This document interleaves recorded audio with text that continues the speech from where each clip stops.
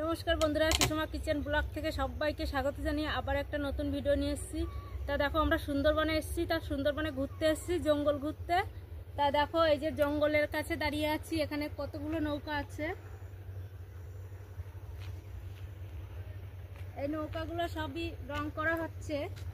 নৌকাগুলো রং করে এই নৌকাগুলো নিয়ে মাছ ধরতে যাবে। আর এখানে একটা লঞ্চ আছে, এটা ঠিক করা হবে। আমরা এই লঞ্চে উঠেছি, এই লঞ্চটা এখনো ভাঙাচোরা আছে, ঠিক করবে।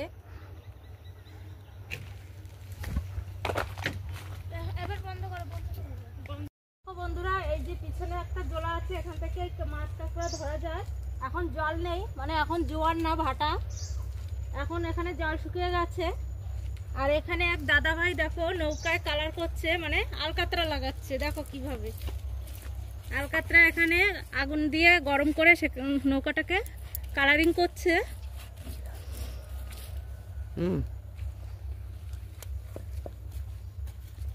আচ্ছা দাদা, হ্যাঁ বলেন। এটা কিভাবে কি করছেন?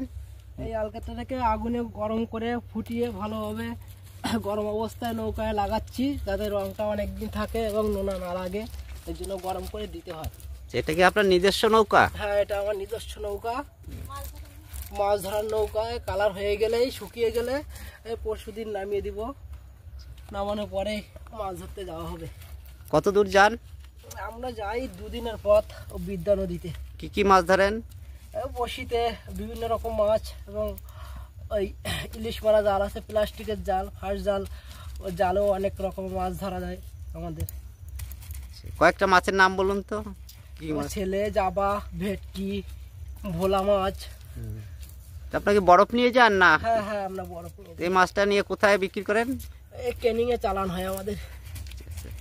আচ্ছা, ধন্যবাদ দাদা।